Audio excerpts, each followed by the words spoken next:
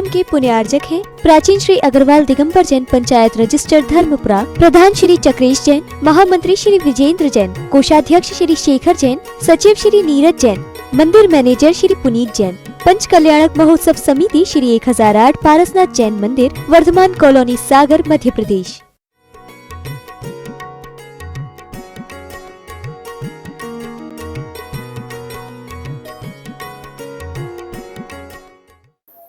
कहीं ना कहीं कोई कलंक दिखाई देता है, पर चंद्र प्रभु भगवान आप तो कैसे हो? अकलंक, आप में कोई कलंक नहीं है। वही बात यहाँ यह सोचकर चंद्रमा को लज्जा सी आती है, उज्जवल बाल कलंकित हुआ उसका। बाल कैसा हुआ? कलंकित सा हुआ उसका। और देखो, अन्यथा दिन में क्यों नहीं आता? कलंकित हुआ, डरा हुआ था, अन्यथा दिन में क्यों नहीं, रात्रि में क्यों निकलता है घर से बाहर चोरों की तरह? लोभी आदमी को परमार्थ की बात सुनाओ तो वो क्या करता है? अरे भैया, परमार्थ की बात सुन तो लेता है, लेकिन सुन करके उसमें यही देखता कि इसमें हमें लाभ कितना है, पैसा है। बढ़िया आदमी सोचता है, यही सोचता है। क्या करे, जहां जाएगा वहीं। एक बार एक बढ़िया आदमी मरा, सुनो, एक अच्छा है छोटा सा, और मर करके बोले कि उसके पास हिसाब किताब हो रहा है, लेखा जोखा हो रहा है। अब लेखा जोखा में जाकर के पता चला कि इसने अच्छा तो कछु करो नहीं है, अपने लोभ के अलावा, अपने लालच के अलावा इसको कई दान पुण्य तो इसने अच्छे से किया नहीं है, इसलिए स्वर्ग के जावे लायक जो है नहीं है। लेकिन इतना है कि इसने अपनो काम, अपनो धन तो खूब सौंपो है, इतना इसने पाप भी नहीं किया।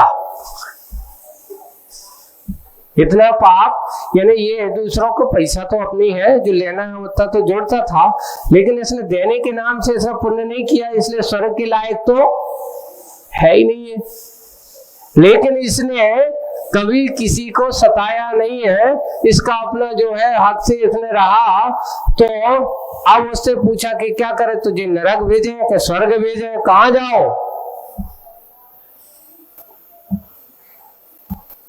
अब निर्णय करें, क्या करें, कहां जाए?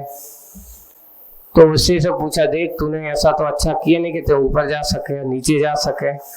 उससे पूछा, ये बता कि तू कहाँ जाना है? तो वो तो कहता है कि देखो, हम ठहरे बनिया आदमी। क्या ठहरे? बनिया आदमी। हमें स्वर्ग हमने कहा हो तो जो हमें जो मतलब नहीं है, नरक का हो तो उससे हमें कोई मतलब नहीं है। आप तो एक काम करो, एक हमें तो दोनों के बीच में कर दो, तो स्वर्ग वाले भी हमारे आए और हमारी दुकानदारी चलो चाहिए अच्छे से। कौन सोचता है दुकानदारी जहां हमारी अच्छी चले होते हमें रख दो, हमें कोई मतलब नहीं। सोचो, जहां मात्र पैसा ही जिसके जीवन का उद्देश्य हो, उसे परमार्थ से कोई लेना देना नहीं हो। वही मुखमाटी का यथार्थ है कि जिसकी आंखों में कटु सत्य है, कि जिसकी आंखों अर्थ की आंखें हो। हमें जहां देखो वहां सब क्या दिखाई दे रहा है उसको? पैसा। ये तो हम जाए तो हमें कितना लाभ हुई, जा बताओ। हमें कहाँ मिले हैं, जा बताओ। हमें कितना फायदा होगा, ये बताओ। मां तो उसकी कौन सी आंखें हैं? जहां देखता है वो देख करके सबसे पहले यही सोचता है कि अगर हम जो ले तो हमें इसमें कितना फायदा हुई है, अगर हम दें तो इसमें हमारी कितनी कमाई होगी। एक बात है, एक बार किसी ने कहा कि जो ऐसी दृष्टि वाला व्यक्ति है, बोले कि जिसका कंजूसी स्वभाव है, या ये कहो वैश्य व्यक्ति वाला बनिया आदमी अगर गिरता है, तो उन्होंने कहा गिरता है तो बनिया पुत्रों अगर गिर भी जाए तो इतना निश्चित है वो नीचे भी गिरे तो कछु न कछु लेके ही उठे, खाली हाथ उठने वालों सही है। बोले कि कहाँ गिरे हो? बोले कि हाँ भला ही हाथ में दूरा लेके उठे, हाथ में धूल लेकर के उठे, पर उठेगा तो कुछ ना कुछ लेकर के ही उठेगा, और वो करता ही चाहे। इतना ही है कि जहां अर्थमयी आंखें होती हैं वहां परमार्थ दिखाई नहीं देता। जीवन में अर्थ ही सब कुछ नहीं होता। अगर आप अर्थ को ही अपना सर्वोच्च से समझ पाए हो, तुम्हारे अपने जीवन का सही अर्थ क्या है, जीवन का अस्तित्व क्या है, जीवन का यथार्थ रूप क्या है, ये समझ में नहीं आ सकता। जीवन की यथार्थता अगर तुम्हें समझना है तो अर्थमय दृष्टि नहीं, कौन सी दृष्टि होना चाहिए? यथार्थता वही है कि अर्थमय जिनकी आंखें, यह कटु सत्य है कि अर्थ की आंखें परमार्थ को देख नहीं सकती, और अर्थ की लिप्सा ने बड़े बड़ों को क्या बना दिया? निर्लज्ज बनाया है। क्या नहीं हो रहा? देखिए आप, धन संपत्ति वैभव के लिए इतिहास उठा करके देखते हैं। लोगों ने पूछा महाभारत क्यों हुआ? मत राज अर्थ लिप्सा, अर्थ करी दृष्टि, मेरा है, मेरा अधिकार है, कि मेरे अलावा और किसी का अधिकार नहीं है। ये कौन सी दृष्टि? परमार्थ दृष्टि है? नहीं। यानी जो संपदा सबके लिए थी उसको हमने अपने अकेले का अस्तित्व बनाने की कोशिश कर रहे हैं, बस, और कुछ नहीं चाहिए, और कुछ नहीं चाहता। मैं तो क्या चाहता हूं, एक बार बहुत अच्छा प्रसंग ऐसे ही सुना आचार्य के दृष्टांत में, और उस दृष्टांत का एक दृष्टांत आपको सुनाते हैं कि एक बार 3 चोर है, चोरी करी, अच्छा बड़ा हाथ लगाया, चोरी में की, कितने हैं वे? 3 है।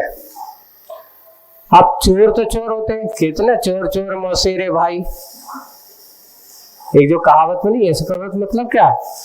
एक चोर भला ही साथ में रहे हैं, लेकिन कोई भरोसा नहीं होता कि कौन किसका साथ दे जाए, कौन किसका क्या हो जाए।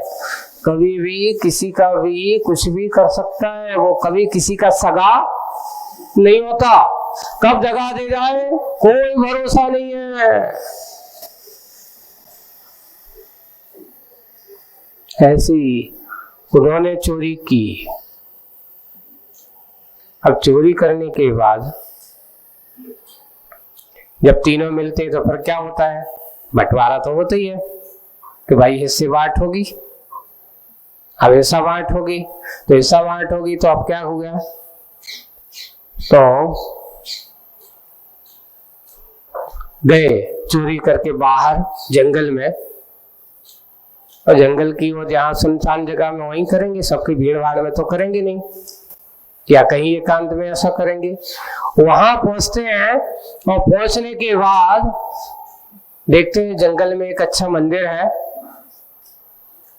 मंदिर दिखाई दिया तो उन्होंने कहा चलो अपन बंटवारा बाद में करते हैं, अब आराम से अच्छे थोड़ी भगवान की आराधना करें, अपन आरती करें, भगवान की प्रार्थना कर लें अपन बैठ करके। बात तो एक तो है कि पाप कितनी करे आदमी, लेकिन सामने भगवान दिखे तो वो सोचता है कि चलो अपना पाप कम हो जाए। वहां जाकर के पहुंचे, और पहुंचने के बाद भगवान के सामने खड़े हैं। हे भगवान, हम कछु नहीं चाहत, बस हम चाहते हैं कि जो फलाना जो है ना बड़ो एक नंबर वालों जो चलो जाए या ये को सत्यानाश हो जाए तो कम से कम हमें धन थोड़ा सा बच जाएगा, है ना, बच जाएगा। तो बच जाएगा तो उसने कहा पहला गया तो दूसरों को मानने की बात कर रहा है? तो 2 में ऐसा हो जाए तो आधो आधो हो जाएगा, एक कम हो जाए 3 में से। तो उसने अपनी भावना ऐसे रख रहा है, बॉस के सामने ऐसे खड़े होकर भगवान के सामने ही मांग रहा है। तो दूसरा क्या सोच रहा है? क्योंकि तुम अगर दूसरों के बारे में बुरा सोचेगे तो सामने वाले भी तो प्रभाव तो पड़ेगा, संप्रेषण तो होगा, संप्रेषण होगा, उसका प्रभाव जरूर पड़ेगा। और संप्रेषण के प्रभाव से वो भी भगवान के सामने भावना कर रहे हैं, भगवान मैं भी यही चाहता हूं कि जो पहले वालों क्या हो जाए, दूर हो जाए, एक सत्यानाश हो जाए, तो हम अपने आराम से दोनों में क्या कर लेंगे, बांट लेंगे, हमारा भी ज्यादा उत्साह हो जाए। तीसरा तो उनसे और बढ़ो, तीसरा वो बंटवारे के मूड में नहीं है। वो क्या सोच रहा है, भगवान देखो मायाचारी कैसे करते हैं, हम तो कछु नहीं चाहत, इन दोनों की भावना पूरी हो जाए, मैं कुछ नहीं चाहता, इन दोनों की भावनाएं, यानी पहलो चाहता दूसरा मर जाए, दूसरा चाहता पहलो मर जाए, और तीसरा क्या चाहता, दोनों मर जाए आपस में, क्योंकि सारी की सारी संपत्ति किसकी हो जाए, मेरी हो जाए। संसार में आज ये चोर की कथा तो मात्र काल्पनिक कथा है, वस्तुतः यथार्थता यही है। संसार में आज एक दूसरे के धन के कारण से, लोभ के कारण से, लालच के कारण से ये भगवान इसको निपट जाए जो, फिर तो अपन तो अपना हिस्सा है ही। क्या हो रहा है, यहाँ तक कि सगे सगे भाइयों में ऐसे ऐसे परिणाम हो जाते हैं।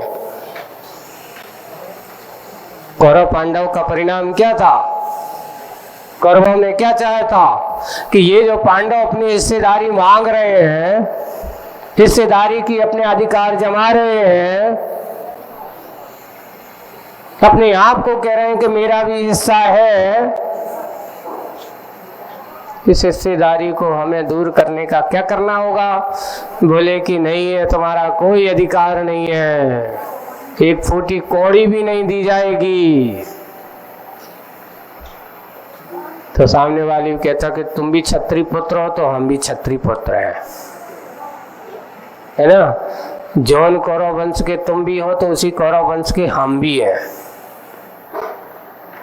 कहने में हम 5 जरूर हैं, लेकिन हम 5 होकर के भी, तुम्हारे पिताजी भी अगर हमारे पिताजी बड़े पिताजी के भाई थे, है ना, इधर दुर्योधन, वो का नाम अपना युधिष्ठिर, नहीं युधिष्ठिर तो उनके बेटे हो गए, धृतराष्ट्र और पांडु, है ना, धृतराष्ट्र और पांडु दोनों भाई हैं, दोनों भाइयों का समान अधिकार है। जब उनका समान अधिकार है तो उनके बेटे हम हैं, तो उन समान अधिकार के अधिकारी हम भी हैं। और जब देखो जहाँ जहाँ जब भी जहाँ जिसके साथ अधिकारों की लड़ाइयाँ होती हैं, उस अधिकार का ये प्रभाव होता है कि आज तक हर व्यक्ति एक दूसरी चीज पर या दूसरी जमीन जायदाद पर अधिकार दिखाता है, पर अधिकारी आज तक कोई नहीं बन पाया। कहता तो जरूर है मेरा है, मेरा है, मेरा है, मेरा है, मेरा है, कहते कहते मेरा है, मेरा है, मेरा, पूरा जीवन बीत जाता मेरा मेरा करते करते करते करते। जब जाता है, न तेरा है न मेरा है, चिड़िया रैन बसेरा है, कोई किसी के साथ नहीं गया, कोई किसी को साथ लेकर के भी नहीं गया। एक बार किसी ने कहा महाराज जी देखो संसार की विचित्रता, दो भाई एक साथ जन्मे, 1 मिनट को अंतर हुआ आगे पीछे को, लेकिन दोनों के कर्म जुदा जुदा, एक कुंडली एक, दोनों का एक समय जन्म होने वाले भी दोनों के परिणाम एक से क्यों नहीं होते, दोनों के स्वभाव एक से क्यों नहीं होते, दोनों के कर्म एक से क्यों नहीं होते। शरीर एक से हो जाने से कर्म कभी एक सा नहीं होता। एक समय में जन्मा हुआ, एक कुंडली में जन्मा हुआ, एक ही राशि वाले, पर दोनों की रास बता हुआ पड़ा। बाद में पता चला कि बड़े होकर के दोनों भाई आपस में क्या हो रहे हैं, लड़ रहे हैं। दोनों भाई आपस में एक था न रख करके शत्रुता के भाव से जी रहे हैं। दोनों एक दूसरे के अधिकार की बात कर रहे हैं। बस ये संसार की विचित्रता है कि एक वही है जो विषय भोगों में पड़ जाता है, और एक परिणाम अच्छे बनाए जाकर के मुनि बन जाता है। अपने संग में एक महाराज जी हैं जो जुड़वा यानी जन्म हुआ था, जबलपुर के महाराज हैं, पवित्र सागर जी महाराज, तुमने नाम सुना होगा, है ना।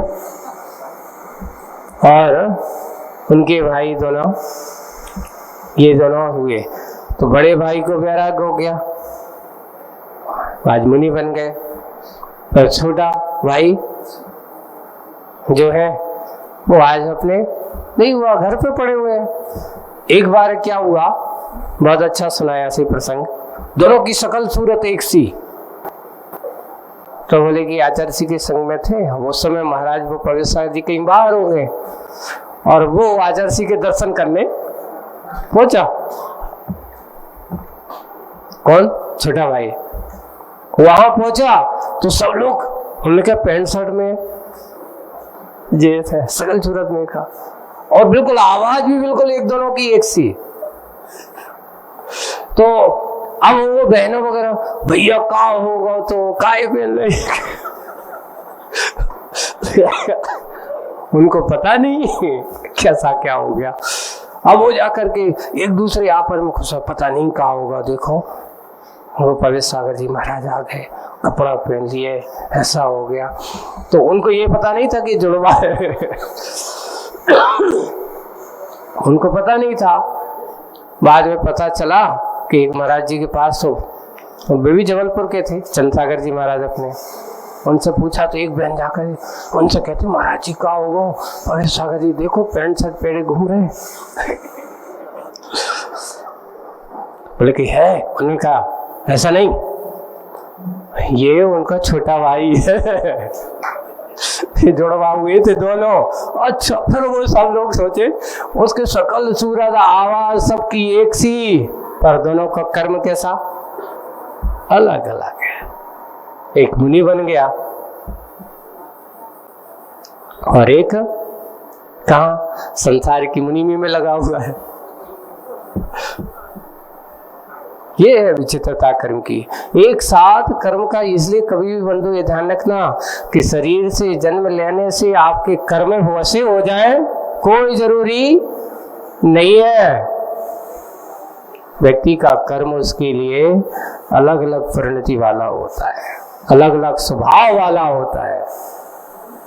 आज एक मुनि बन करके अपनी आत्म साधना में रह करके अपना मार्ग प्रशस्त कर रहा है, और एक संसार के दलदल में फंस करके, राग रंग में फंस करके आनंद है। इसलिए बस वही है कि एक वही पेड़ होता है, उसी पर फूल खिलते हैं।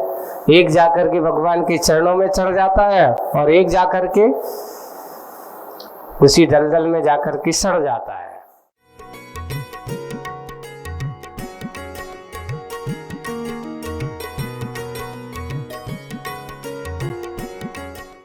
इस कार्यक्रम के पुण्यार्जक थे प्राचीन श्री अग्रवाल दिगंबर जैन पंचायत रजिस्टर धर्मपुरा, प्रधान श्री चक्रेश जैन, महामंत्री श्री विजेंद्र जैन, कोषाध्यक्ष श्री शेखर जैन, सचिव श्री नीरज जैन। मंदिर मैनेजर श्री पुनीत जैन। पंच कल्याणक महोत्सव समिति श्री 1008 पारसनाथ जैन मंदिर, वर्धमान कॉलोनी, सागर, मध्य प्रदेश।